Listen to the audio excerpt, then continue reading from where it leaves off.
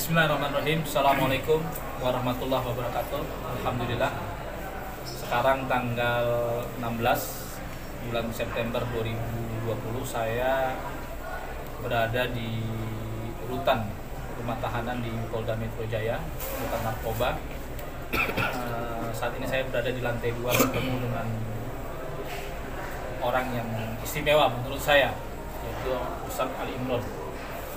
Beliau adalah pelaku bom Bali pertama pada tahun tanggal 13 Oktober 2002, pasca setelah 12 Oktober kalau tidak salah, 12 Oktober 2002, pasca setelah terjadinya penyerangan terhadap VTC. Assalamualaikum Ustaz. Waalaikumsalam. Alhamdulillah Ustaz, kita bisa bertemu kembali. Kebetulan dulu saya ada di lantai 4 di rutan tahanan narkoba dan beliau di lantai 2. Masya Allah, beliau begitu tawadu dan juga banyak menyadarkan kepada ikhwan-ikhwan semuanya, ya, banyak juga menyadarkan ikhwan-ikhwan agar tidak berpikir ekstrim seperti dulu. Nah, Ustaz, ini ada beberapa pertanyaan, Ustaz. Ini bagaimana, Ustaz? Kalau tidak salah, antum melihat perjalanan antum ini pernah ke Afghanistan tahun berapa waktu itu, Ustaz? Tahun 91. Tahun 91 saat ya. Tahun 91 di Afghanistan, dan kemudian sempat tinggal di Malaysia juga, menjadi guru di pesantren Luqmanul Hakim. Tidak ya. Mengajar di Lamongan, di Pondok Al-Islam. Oke, Ustaz. Ini bagaimana saat bisa terjadinya bom Bali pada saat itu? Bismillah, alhamdulillah, wassalatu wassalamu ala rasulullah. Alhamdulillah, terima kasih Abdul Nasufyan Ya.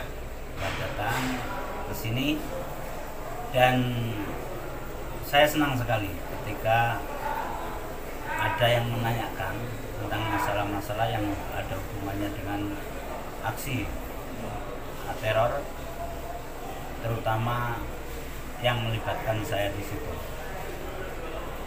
Jadi awal mulanya pengeboman di Bali itu begini.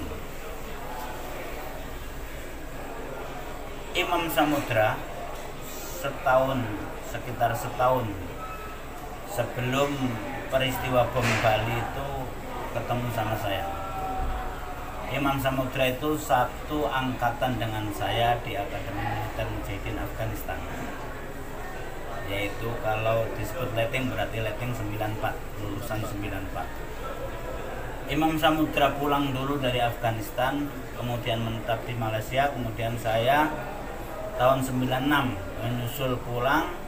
Saya belum pernah ketemu Imam Samudra sampai saya kembali ke Lamongan.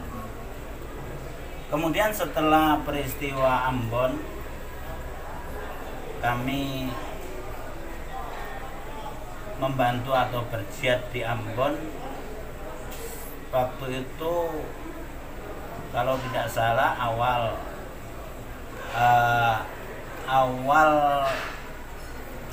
2001 atau pertengahan begitu, saya ketemu dengan Imam Samudra di Solo. Saya, Amrozi sama Dulmatin ketemu di Solo. Waktu itu Imam Samudra ngajak kami, ayo kita melakukan jihad, ngebom di Bali, orang-orang bule.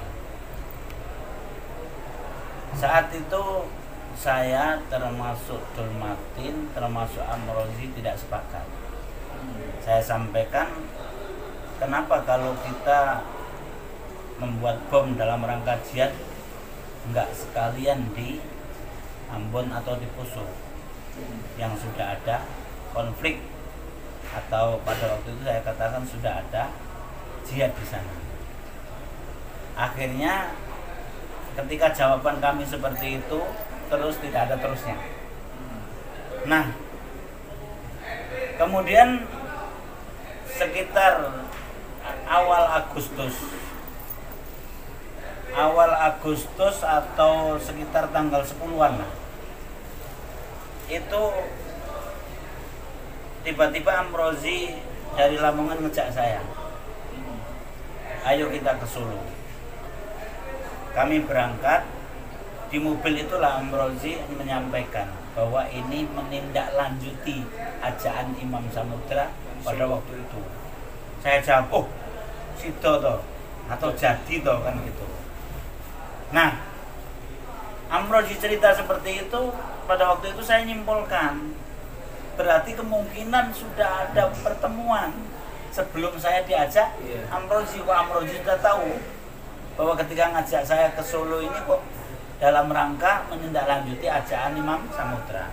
Sudah, singkat ceritanya sampailah kami di Solo, yaitu di rumah kontrakan Dulmatin. Di situ sudah ada teman-teman yang sama-sama alumni Afghanistan, bahkan sama-sama di tim khos Jamaah Islamiyah. Terdiri dari alumni Afghanistan. Ada senior saya, Abdul Ghani atau Umar namanya di Afghanistannya. Sekarang Kemudian seumur hidup sekarang kena seumur hidup kembali dijalani di lapas Dongbane Semarang.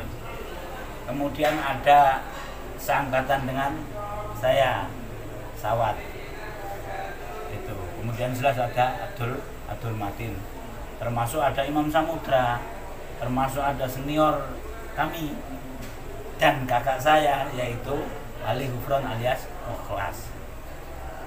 Singkat ceritanya bahwa di situ pertemuan kita dikumpulkan dan dibuka oleh Pak Mukhlas. Yang intinya bahwa pertemuan ini adalah pembagian tugas perencanaan jihad melakukan pengeboman di Bali. Karena ini pembagian tugas, pada waktu itu sempat saya tanyakan sebagai Pak Mukhlas senior kami di Jamaah Islamiyah, ada dua hal yang saya tanya. Satu, apakah perencanaan pengeboman di Bali menyerang orang-orang bule karena jihad membalas Amerika karena menyerang Afghanistan itu sudah sesuai dengan syar'inya?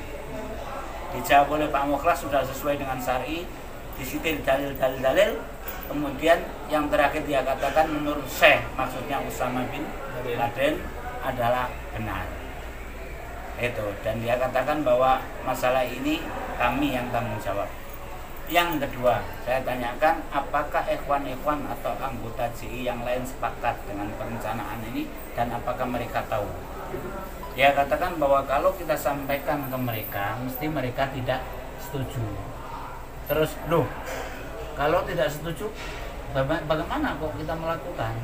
Dia katakan bahwa itu tanggung jawab dia juga. Sudah, akhirnya saya diam. Kemudian singkat ceritanya, akhirnya diangkatlah pimpinan lapangan pengeboman di Bali adalah Imam Samudra. Jadi begitu diangkat seperti itu, akhirnya majelis untuk memimpin selanjutnya diserahkan Imam Samudra. Nah, begitu Imam Samudra sudah menyampaikan dari inti bahwa pertemuan ini adalah untuk pembagian tugas, maka dalam benak saya simpulkan lagi, berarti sebelum pertemuan ini sudah ada pertemuan sebelumnya, karena keujuk-ujuk sudah pembagian tugas. Kemudian sudah direncanakan di situ oleh Imam Samudra bahwa di pembagian tugas saat itu dia sebagai pimpinan lapangan. Kemudian tim yang pertama, tim peracik sama perakit bom adalah Abdul Ghani, Abdul Matin, Sawat, kemudian Umar Patel. Ini tim pertama.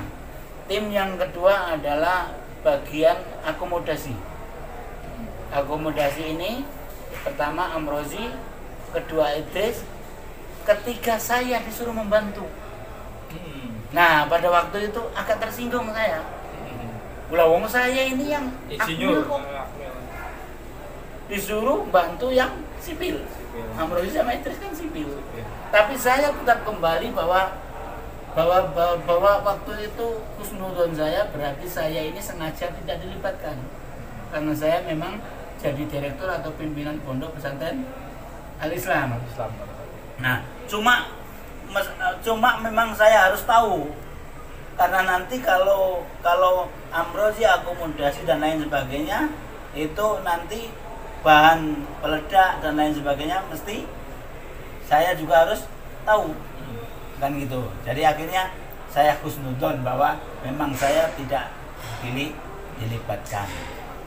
Itu. Jadi pembagian tugas 2 tim itu yang dibagi. Berarti kan 3 tim. Imam Samudra sebagai pimpinan lapangan, kemudian tadi. Nah, di situ sudah matang. Jadi dia katakan bahwa misi kita dalam pengeboman di Bali adalah untuk menyerang orang-orang bule yang dimungkinkan orang-orang bule ini dari Amerika dan sekutunya. Di situ tidak membicarakan lagi tentang hukum.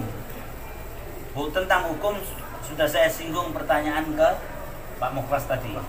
Tapi jawabannya sudah seperti itu. Jadi di situ sudah tidak dijawab tentang hukumnya. Kemudian sudah disampaikan bahwa nanti perencanaannya adalah kita bikin 3 bom. Semuanya dengan cara bunuh diri. Yaitu bom pertama bom mobil yang sekitar 1 ton bobotnya, yang kedua bom sepeda motor sekitar 1 kintal bobotnya, yang ketiga bom rompi sekitar 10 kilo bobotnya. Semua dilakukan dengan cara bunuh diri, dan yang bunuh diri semuanya sudah siap. Di antaranya ada Arnasan. Itu. Jadi itu nanti, tapi waktu itu Imam Samudra katanya sudah siap. Nah, sudah, kemudian Imam Samudra menyampaikan juga kita mau memperingati setahun BTC. Jadi direncanakan pada waktu itu 11 September. Padahal pertemuan kita itu Agustus. Nah, waktu itu mepet sekali. Waktu itu juga sudah disampaikan oleh yang lain bahwa nggak terlalu mepet. Tapi Imam Samudra mengatakan bahwa nanti jadi atau tidak 11 September itu yang penting kita rencanakan 11 September. Udah, kemudian termasuk sudah dibicarakan secara global bagaimana nanti bagiannya amrozi yang beli mobil, bagaimana caranya membeli mobil, bahwa mobil ini nanti akan dibeli di tempat yang jauh dari kita, tidak di tempat orang yang kenal kita. Amrozi sudah menyediakan banyak KTP palsu, alamatnya maksudnya. Waktu itu kan masih muda untuk membuat KTP. Itu sudah direncanakan. Itu. Nah, kemudian akhirnya pertemuan ditutup, kemudian kita disuruh menunggu untuk kabar selanjutnya. Kapan mulai bergerak atau mulai berangkat ke Bali. Waktu itu direncanakan dalam pertemuan itu yang berangkat pertama adalah Imam Samudra sebagai pimpinan lapangan dan ngajak Abdul Matin. Nah, perencanaan ini sudah, akhirnya kami kembali ke rumah masing-masing, dan di saat itu diantaranya di pertengahan kita menunggu itu saya pernah kasih masukan ke Pak Mukhlas lagi tentang supaya dikaji ulang perencanaan pengeboman atas dasar jihad di Bali menyerang orang-orang bule itu. Tetapi masukan saya itu sekedar masukan. Sudah, akhirnya kita nunggu untuk istilahnya kabar berikutnya keberangkatan Imam Samudra sama Abdul Matin. Di saat menunggu inilah Amrozi terus dihubungi oleh Imam Samudra. Ini waktunya sudah mepet, cepat cepat beli mobil itu. Jadi kan waktu itu kan belum, jadi cepat harus cepat ada mobilnya ini. Itu di saat Amrozi mungkin setengah jengkel kok terus diiniin, makanya Amrozi akhirnya beli mobil tanpa mengikuti prosedur yang sudah direncanakan tadi. Asal dapat mobil, menghubungi makelar temannya, tetangga desa, bahwa ada nggak mobil L300, Mitsubishi L300 yang pelat-pelat timur, maksudnya timur ini Jawa Timur, Banyuwangi, Jember dan lain sebagainya. Ternyata ada informasi dari makelar ini bahwa ada, tapi pelatnya DK. Oh, kebetulan, tapi kita diam. Tapi dalam hati kita kebetulan karena mau kita buat di Bali. Pas waktu itu langsung dibeli. harga 33 juta langsung jadi. Mobil L300 tahun pembuatan 84, model Star Wagon, cat putih, pantas sekali kan gitu, sudah jadi, sudah ada mobil. Nah, ketika inilah sudah ada mobil inilah ya, Imam Samudra sama Dulmatin datang ke Lamongan. Misinya mau berangkat ke Bali sebagaimana yang kita sudah sepakati. Ya mau berangkat ke Bali tetapi lewat Lamongan, minta diantar oleh Amrozi. Datanglah tanggal 8 September. Berarti perencanaan 11 September sudah gagal. Karena nggak mungkin 3 hari kan gitu. Sudah kita berangkat, Amrozi nyewa mobil, saya diajak untuk membantu nyetir, mengantarkan Dulmatin sama Imam Samudra sebagai orang pertama ke Bali. Udah kita berangkat, saya, Amrozi, siapa ini? Dulmatin, Imam Samudra sama Idris. Berangkat. Itu, saya kan belum pernah ke Bali. Itu saya ikut saja. Begitu sampai di Bali, kok berhenti? Yang kemudian hari saya ketahui bahwa berhenti di Jalan Tengah Umar. Malam-malam sampainya sana kita malam-malam. Imam Samudra sama Dulmatin turun. Begitu turun, balik ini bawa seseorang yang saya tidak kenal. Orangnya Brewo. Orang Brewo inilah suruh nyetir. Itu, suruh nyetir kita putar-putar. Ke Kute, ke Sanur, malam itu. Itu. Jadi istilahnya kalau kita simpulkan itu survei pertama barengan. Itu sampai ke Nusa Dua malam itu. Orang inilah kemudian yang saya kenal namanya Maskur. Yang ujung-ujungnya ternyata dia juga alumni Afghanistan. Letengnya Mukhlas, letengnya kakak saya dari senior kami. Tapi waktu itu nggak tahu. Waktu itu tidak tahu dan Maskur akhirnya pun nggak dilibatkan. Jadi dilibatkan tidak dilibatkan juga nggak. Jadi nanggung. Cuma jadi supir dia. Jadi supir. Kemudian sudah akhirnya malam itu kemudian siang kita jalan lagi sama Maskur lagi. Masalah Maskur termasuk ditahan juga Ustaz ya? Oh iya, kena 17 tahun. Kena 17 tahun. Ya, udah siangnya itu kemudian akhirnya setelah sore kan kita nginap lagi malam di Denpasar, pagi-pagi pamitan. Jadi hari itu berarti kita kan 2 malam di sana. Saya sama Amrozi sama Idris pamitan. Waktu itu kita menginap di penginapan Harum di Jalan Taukumar. Ya, kita pamitan.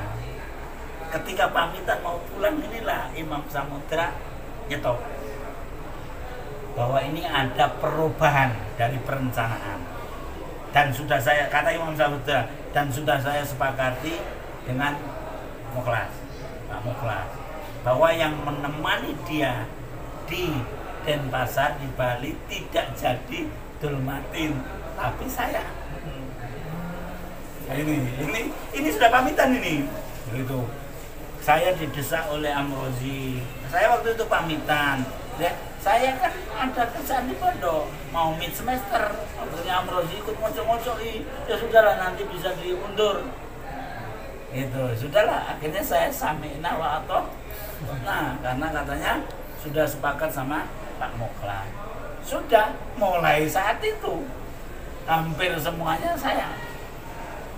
Udah Amrozi, Dulmatin sama Idris pulang. Tinggal saya. Jadi saya disuruh Imam Samudra sama Maskur nyari kontrakan pertama. Itu. Jadi nyari sepeda motor asalnya sama Maskur ini. Gitu. Jadi nyari sepeda motor, beli sepeda motor, dapatlah Kryptonnya, Yamaha Krypton. Nah, ketika sudah dapat Yamaha Krypton ini akhirnya saya gunakan sama Imam Samudra riwa-riwi. Jadi termasuk kosnya Imam Samudra itu sama Maskur nyarinya di tetangganya Maskur. Itu di jalan Taukuman tapi di gang Pulau Nipa. Di situ kosnya Imam Samudra.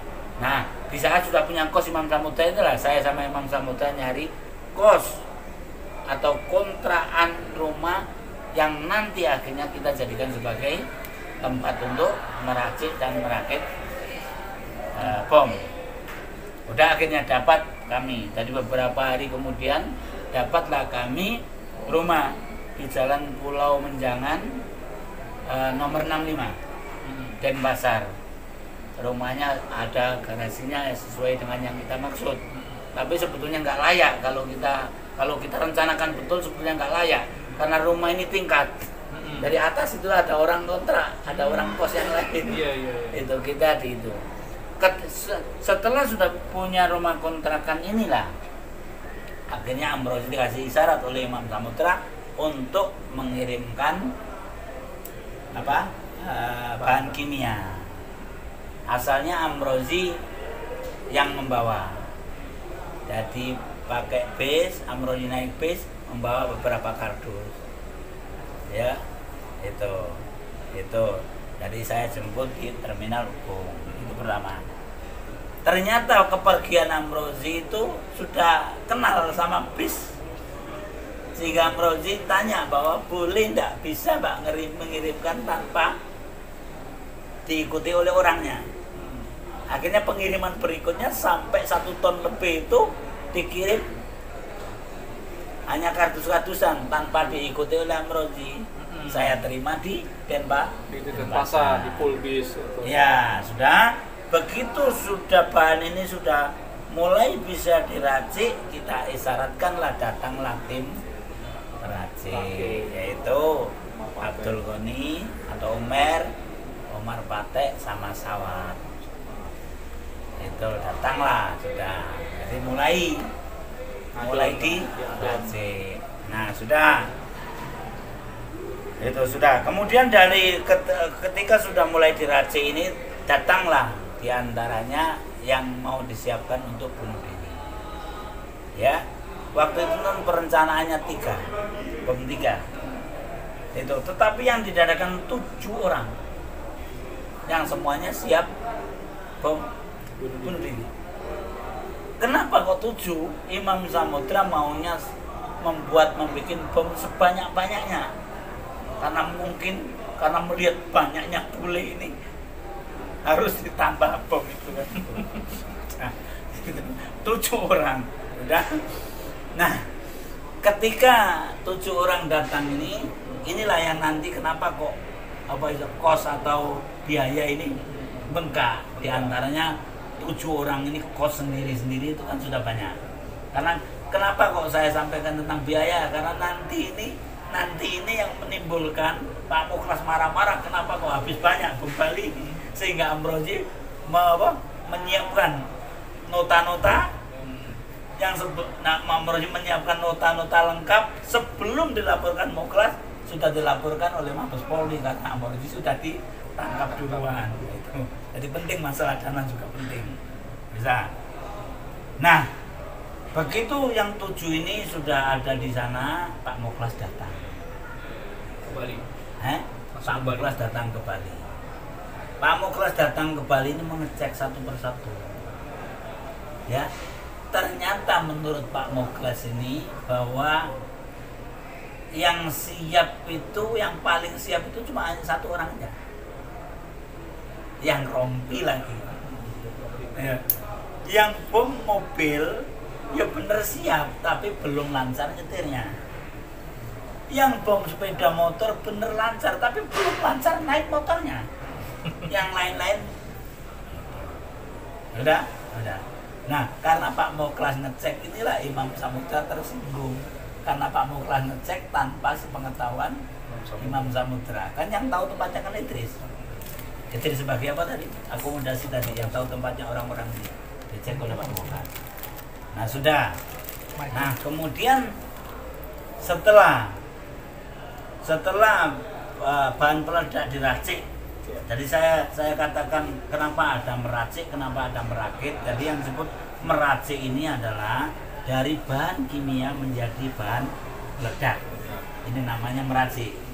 Setelah bom ini sudah diracik, ya sudah diracik, waktu itu waktu itu pas meracik ini saya pamitan pulang sekitar tanggal 26 September itu. Saya pamitan pulang karena pekerjaan saya di pondok banyak itu. Jadi saya pamitan pulang. Ketika pulang inilah saya ketemu Amrozi, karena Amrozi yang apa istilahnya hubungan HP dengan Imam Samudra dengan Pak Mukhlas, maka saya sampaikan ke Amrozi, tolong sampaikan ke Mukhlas bala kaji kembali. Menurut saya ayo dikaji kembali, ayo dibatalkan. Kenapa saya berprinsip seperti itu? Pada waktu itu saya pakai dasar. Ketika saya di Bali mempersiapkan itu, jadi mempersiapkan itu survei, kemudian meracik dan lain sebagainya, itu Amerika, ada berita dari Amerika bahwa Amerika menuduh Ustadz kami Abu Bakar Basir gembongnya teroris, meruki sarangnya pondok pesantren, meruki pondok kita sarangnya teroris. Kalau misalkan nanti kita jadi pengebom, tentunya menguatkan itu.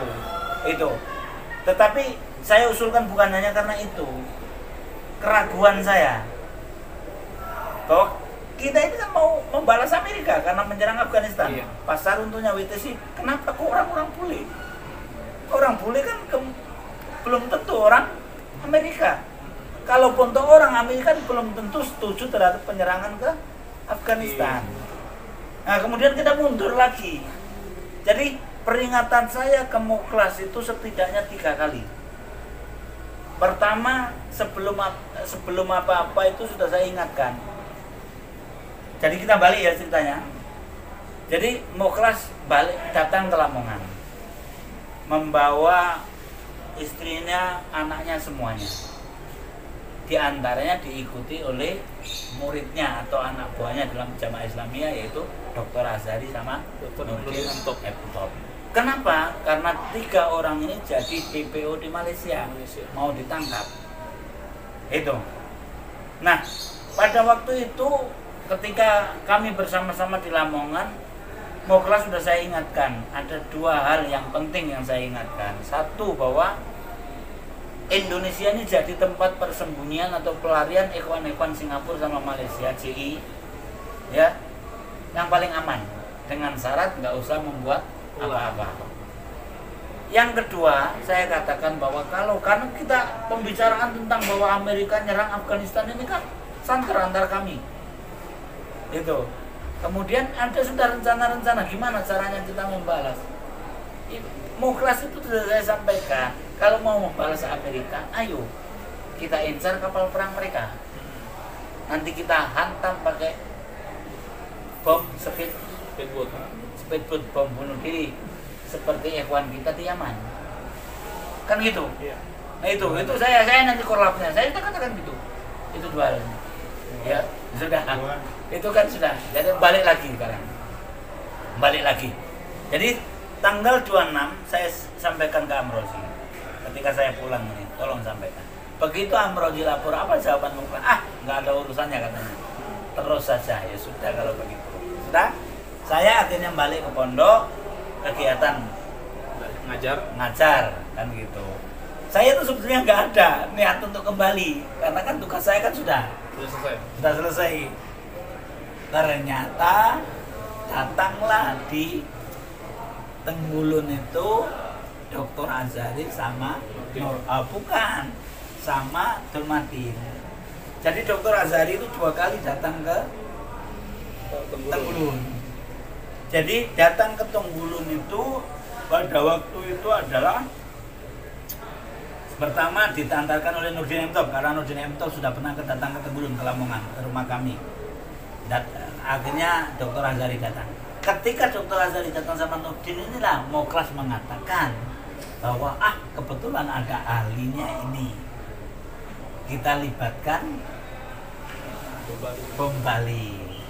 Nah, kenapa Mukhlas menyebut Dr. Azhari ini ahlinya?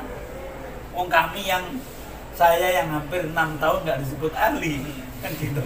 Sawat Jadi kita perhati nggak sebut ahli. Apa yang dimaksud dengan Dr. Azhari sebagai ahlinya? Yang dimaksud itu Dr. Azhari inilah ketika Taliban berkuasa ada camp militer yang dipimpin oleh Osama bin Laden di Kandahar. Dr. Azhari inilah pernah mengikuti pelajaran di sana. Itu di sana ini mempraktekkan membuat bom dalam jumlah yang besar, tontonan itu. Nah gitu. Maka Dr. Azhari inilah yang mengikuti latihan mempraktekkan bom besar itu. Itu. Kalau kami kan belum pernah. Kami di akademi militer itu kan hanya miniatur kecil-kecil kan gitu. Nah itulah yang disebut ahlinya. Nah, sudah. Itu yang pertama. Makanya yang mengukur volume mobil itu Dr. Azhari. Sudah itu diputuskan oleh Dr. Azhari bahwa casing untuk bom yang nanti ditaruh di mobil ini adalah yang paling baik adalah triplek atau fluid. Ya, sudah diukur, ukurannya lengkap. Saya belanja sama Amrozi ke toko bangunan. Sudah digergaji sesuai dengan apa? Ukuran itu ya. Ukuran itu. Setelah dilaporkan ke tim di Bali nggak setuju. Ini yang tim peracik sama perakit itu kan kami. Kenapa kok ada? Kan terserah kami kan gitu. Kemudian masuk akal juga. Karena apa? Nanti kalau triplek kita di kontrakan kita tak pamaku dicurigai oleh orang. Nah, akhirnya nggak jadi. Sudah, singkat ceritanya bahwa tanggal 4 Oktober Dr. Azhari datang lagi, tapi bukan sama Nurdin Emto, ya, sama Dulmati. Jelas mau kelas melibatkan dia karena ahlinya tadi. Akhirnya mau berangkat lah, diantarkan oleh Amrozi lagi. Diantarkan oleh Amrozi. Saya sebetulnya nggak mau. Marah-marah Imam Samudra minta ke Mukhlas. Lo mau dia ya katanya. Zaid kan nama saya kan Zaid. Zaid yang mengawali kok. Iya. Nah itu kan gitu. Zaid yang mengawali kok. Akhirnya sudah berangkat lagi. Jadi kami berangkat itu adalah dengan sekalian membawa mobil L300 yang sudah diambil joknya belakang oleh Amrozi. Amrozi ngejak Ustadz Barok. Yang dikenal Ustadz Mubarok untuk yang akhirnya kena seumur hidup yang ditangkap sama saya itu. Jadi untuk membantu nyetir. Jadi pada waktu itu kami berangkat pakai 2 mobil.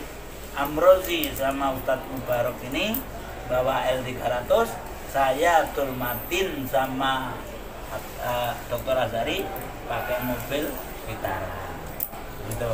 Di tengah perjalanan kita beli, karena katanya yang di Bali mau beli apa? Katanya yang di Bali nggak setuju dengan kotak fluid, maka pakai plastik beling kabinet. Kita berhenti di Probolinggo itu beli, kemudian beli lagi waktu itu kalau tidak salah itu di situ Pondok. Ternyata tim di Bali sudah beli. Sama ya. Jadi nggak pakai. Iya nggak kepake. Jadi kurang apa ya? Komunikasinya kurang gitu loh. Nah, kemudian akhirnya sampai di sana tanggal 5. Itu. Jadi ketika sampai di rumah kontrakan tadi untuk meracik tadi, begitu sampai sana itu karena ini sudah ada Dr. Azhari dilibatkan, ya sudah seolah-olah yang lain itu sudah Azhari langsung kerjakan itu. Jadi filling kabinet yang sudah disiapkan ini di garap-garap sendiri, kita hanya bantu-bantu aja. Itu. Karena kan tim peracik kan sudah meracik, tinggal dirakit di mobil. Oke, Sob. Ada pertanyaan lagi. Ya. Kalau dulu zaman JI era tahun 2000-an target itu kepada kafir asli, maksudnya sesuai dengan fatwa Syekh Osama dari keluarga Amerika. Nah, sekarang setelah 2010 ke sini itu menjadi target polisi, Sob. Iya. Nah ini apa Sat perbedaannya Sat?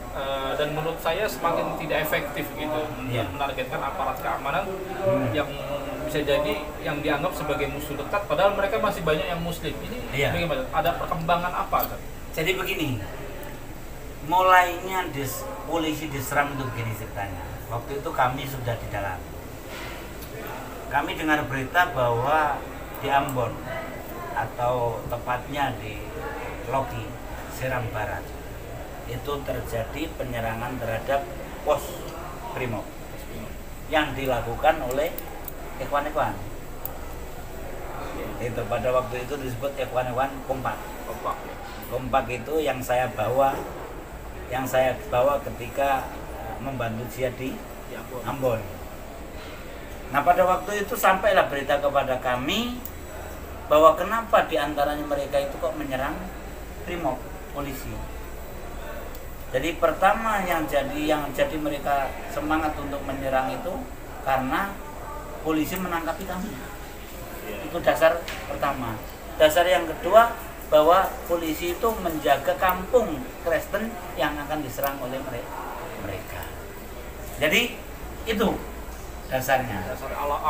Dasar awalnya di situ. Saya dengar, wallahu alam, saya juga belum pernah ketemu sama pelakunya sampai sekarang, tapi yang kami dengar adalah seperti itu. Nah, kita sekarang koreksi, ya, dasar yang menjadikan mereka menyerang polisi karena polisi menyangkap kami. Kan seharusnya kita harus jujur. Kenapa kami ditangkap? Iya. Kan karena ngebom, bertentangan dengan hukum yang ada. Itu. Syukur kami ngebomnya di Indonesia. Coba ngebomnya di Saudi sana, mati semuanya kita hukuman. Iya. Asli pancung lah, pancung kan gitu.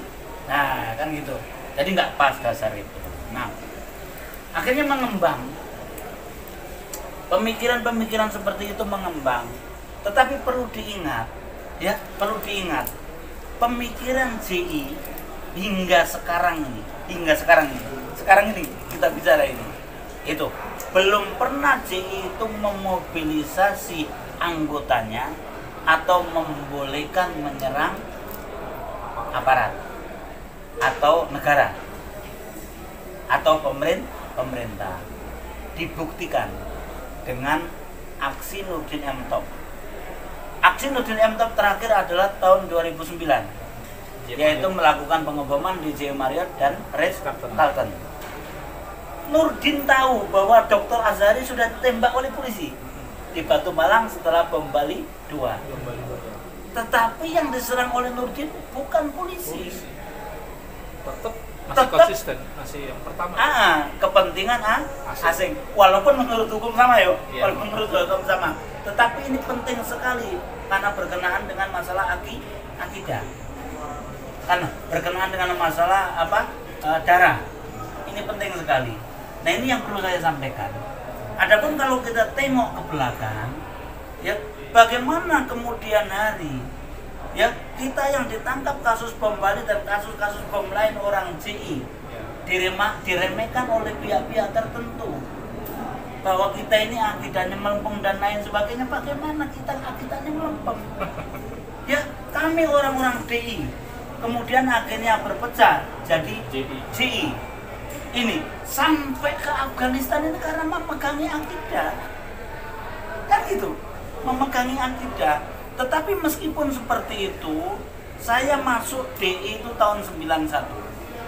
Itu saya belum pernah dengar. Ya kalau misalkan pada waktu itu menurut pemikiran J, Soeharto kafir mutlak, nggak ada. Nggak ada. Soeharto ini hanya fasik. Karena seorang pimpinan Islam tetapi tidak memperlakukan hukum Islam secara menyeluruh. Dibuktikan oleh apa? Kalau kita mengkafirkan Soeharto, mengkafirkan polisi, mengkafirkan tentara, mengkafirkan intelijen atau pemerintahan, ya sudah berserakan mayat yang kami bunuh. Karena kami alumni Afghanistan itu berbagai macam cara pembunuhan kami pelajari. Itu tidak pernah terjadi, belum pernah terjadi dan mudah-mudahan tidak terjadi. Ini jadi ketika kami bersikap seperti saya bersikap itu, kalau mereka Pak Mukhlas, Amrozi, Imam Samudra bersikap seperti itu menunjukkan tetap ngotot bahwa bom Bali ini adalah jihad yang benar, silakan. Itu. Tetapi dari mereka kalau tidak salah itu belum pernah membuat fatwa atau membuat statement bahwa apa? Istilahnya orang-orang yang duduk di pemerintahan Indonesia adalah kafir atau darahnya halal. Belum pernah. Jadi pemirsa, inilah perbedaan antara JI dengan kelompok akhir-akhir ini yang disebut dengan Jamaah Ansor Daulah atau ISIS. JI tidak pernah ada fatwa menyerang polisi atau simbol-simbol negara, dan tidak ada pemahaman takfir atau mudah mengkafirkan sebagaimana hari ini. Nah, hari ini mereka mengkafirkan seperti polisi dan tentara, mereka mentakin secara individu. Inilah yang menjadi perbedaan yang sangat jelas antara kelompok JI di era tahun 2000-an dengan yang namanya kelompok ISIS hari ini yang banyak konsentrasi menyerang polisi dan tentara. Oke, Ustaz, ini ada tambahannya. Mungkin, karena penting sekali ini. Jadi tambahannya begini.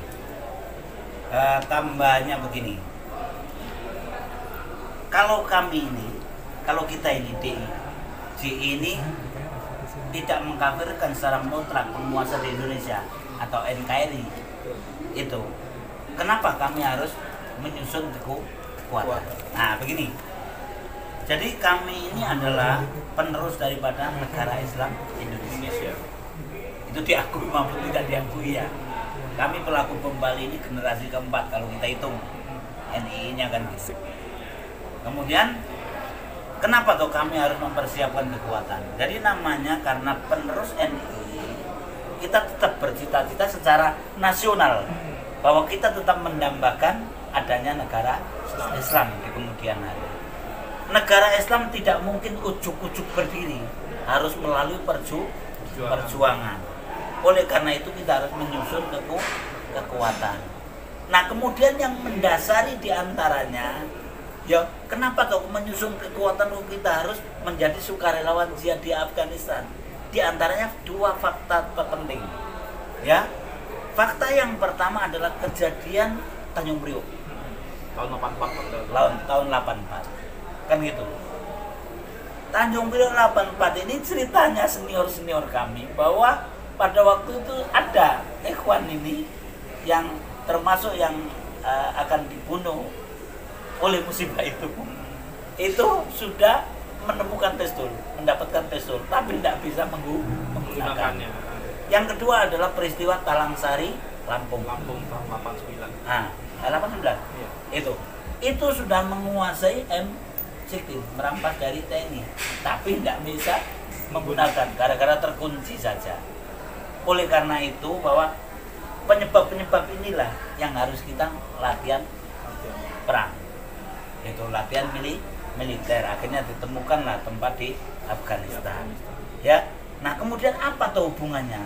Kami harus menyusun kekuatan. Jadi diantaranya bahwa kenapa harus menyusun kekuatan ini? Pertama dasarnya adalah kewajiban idat bagi orang Islam, umat Islam. Itu kami meyakini seperti itu. Kemudian penyebab yang berikutnya adalah suatu saat kalau kita diperlukan, perjuangan ini harus berperang, atau minimal misalkan terjadi peristiwa seperti Tanjung Priok dan Talang Sari Lampung, kita bisa melawan. Itu. Jadi bukan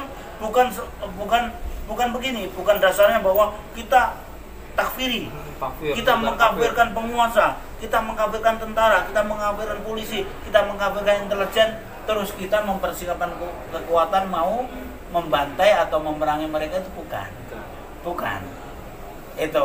Oleh karena itu inilah yang jadi pegangan JI sendiri ketika JI ini istilahnya amirnya masih Ustadz Abdullah Sungkar atau Ustadz Abdul Halim, alumni Afghanistan selalu menuntut.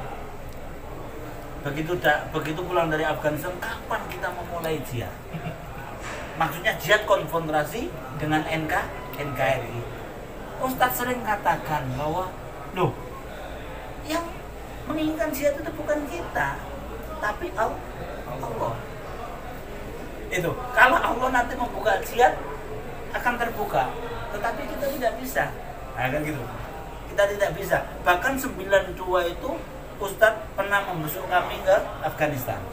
Waktu itu di daerah Jalalabad di Turkom, yang akhirnya jadi camp kami ketika kami berpisah sama Akademi Militer Mujahidin Afghanistan. Di situ beliau mengatakan karena kita tutup, kita yang di sana kan, kita ini sudah bisa perang kan gitu. Kapan kita bisa mulai?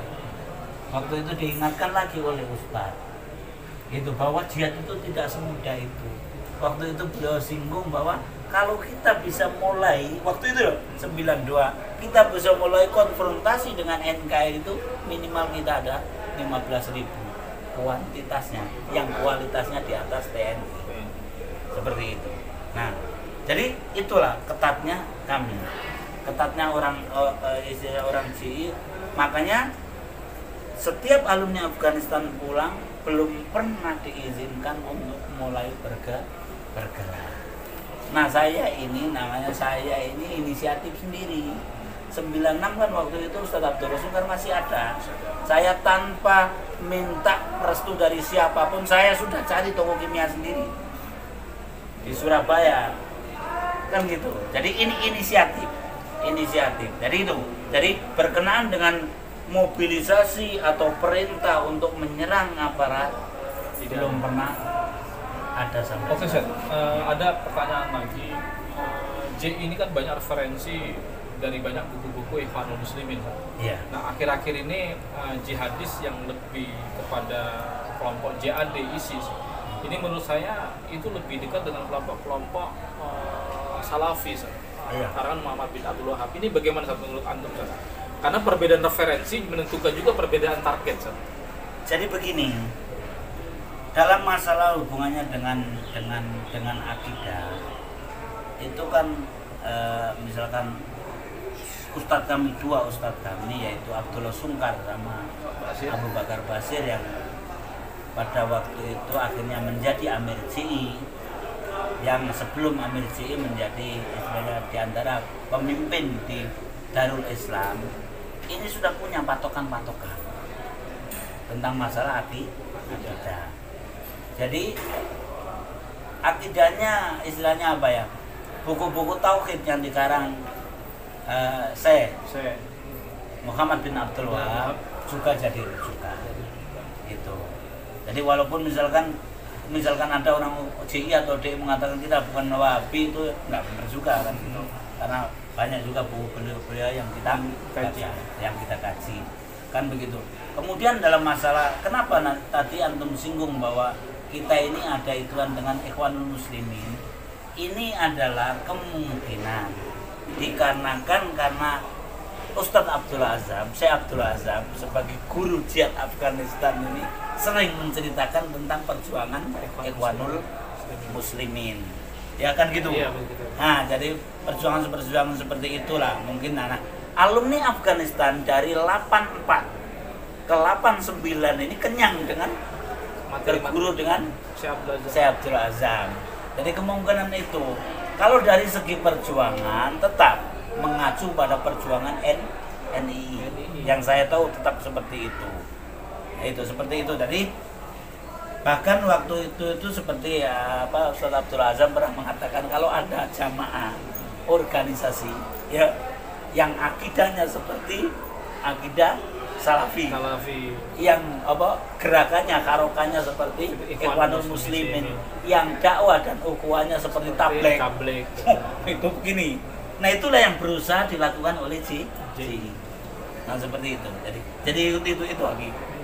Terus ini apa nasihat antum kepada para pemuda-pemuda Islam, para aktivis yang sekarang ini ada banyak fenomena hijrah tapi tanpa guru yang bijak, guru yang baik, akhirnya salah mencari guru, akhirnya menjadi destruktif, lebih mengedepankan kekerasan. Bagaimana? Iya, jadi begini.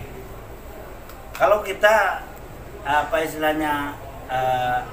kalau kita ini mau mengikuti jamaah-jamaah harokah, tentunya yang berpengalaman adalah DI, kemudian dikerucutkan oleh JI. Maka harus belajar ke sana. Itu karena nanti kalau tidak belajar ke sana, ya istilahnya apa ya, mungkin banyak salahnya. Banyak salahnya. Jadi karena apa? Kadang-kadang kalau orang itu hanya semangat, ya, tidak punya ilmu, baik ilmu syar'inya berkenaan dengan masalah akidah dan kawan-kawan, kemudian ilmu askarinya, militernya, nanti ya akan terjadi hal yang tidak diinginkan. Itu diantaranya salah dalam melakukan penghukuman terhadap orang yang atau pihak yang mau diserang, kemudian cara menyerangnya karena tidak punya kemampuan, maka cara menyerangnya tidak menjadikan musuh itu takut, bahkan ketawa kan gitu. Nah, seperti itu. Jadi tetap saja. Kemudian yang perlu ditiru lagi adalah akidah daripada CI. Jadi istilahnya kan begini. Jadi istilahnya kenapa toh saya pribadi tidak menyambut ketika ada ISIS. Jadi waktu itu ISIS ketika masih zaman Abu Mus'ab Zarqawi, itu sudah ada belangko yang sampai ke saya untuk saya tanda tangani baiat ke sana, saya tolak. Itu waktu itu. Karena apa? Kita bukan di sana, kita ini di Indonesia. Apalagi begitu ISIS ini takfiri. Yang takfiri itu sudah jelas bahwa Gabungan CI atau CI mengutus ada orang-orang yang di headquarter sana. Di headquarter ISIS sana orang-orang CI itu ada. Sehingga akidah mereka, sikap-sikap mereka, jihad mereka itu sampai kepada kami. Itu. Nah, inilah yang menyebabkan kita tidak ikut. Jadi kita itu ada dasar. Jadi jangan hanya dengan misalkan kita saking mendambakan negara Islam, begitu ada yang memproklamirkan negara Islam langsung ikut, langsung gembruduk sorot Jawa kan gitu. Iya. Harus kita ini punya akidah, punya patokan, terutama sesuatu yang nanti menyebabkan tertumpahnya darah. Tertumpahnya darah. Kemudian dalam masalah akidah itu kadang-kadang kita ini kan juga pakai okol. Itu akalnya sebetulnya tidak. Karena apa? Kita sudah tahu hadis sahih bahwa orang yang punya setitik keimanan, ya, itu tidak kekal di dalam neraka. Kan berarti bukan kafir. Itu. Nah, ini sudah saya ingat. SBY Susilo Bambang Yudhoyono ketika jadi presiden periode pertama, 5 tahun pertama itu, saya ditanyai dari Jawa Timur, tanya ke Ali Imron, ya, bagaimana dia menghukumi SBY? Saya jawab, SBY Muslim, KTP-nya Islam, ya, sehari-hari melakukan kegiatan Islam kan gitu. Iya, saya katakan Islam. Begitu saya jawab seperti itu, saya dikafirkan. Karena saya tidak mengkafirkan SBY. Kaidah man lam yukafir. Bagaimana kan gitu? Saya katakan, ya, seandainya kan gitu. Seandainya misalkan saya ini berpedoman bahwa saya ini tidak menyerang SBY, kalau hanya berpedoman untuk strategi, itu dibolehkan. Kenapa saya seperti itu? Rasulullah ketika dituntut, dijak oleh para sahabat, ayo kita perangi orang-orang munafik. Apa jawaban beliau? Jangan. Nanti kita dikatakan bahwa Muhammad memerangi sahabatnya. Itu kan ini kan sebenarnya pertimbangan duniawi. Iya, karena Nabi Muhammad lebih tahu bahwa munafik ini keraknya neraka kan gitu.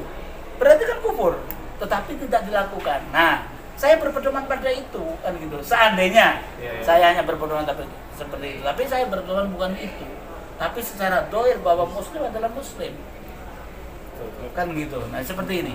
Ini yang harus diikuti. Jadi jangan sampai kita ini berdasarkan okol atau kemarahan akhirnya kita menghalalkan darahnya orang. Itu masalah pengeboman, cara pengebom itu masih ada di kepala saya semuanya. Masalah pembunuhan dengan cara apapun kami tahu. Itu kalau kami ini mau kami kirim surat pakai amplop, dibuka amplopnya mati orang yang baca surat, itu bisa. Kami mau bunuh orang lewat di jama tangan bisa. Itu semuanya kami pelajari, dan itu hanya letting kami yang bisa.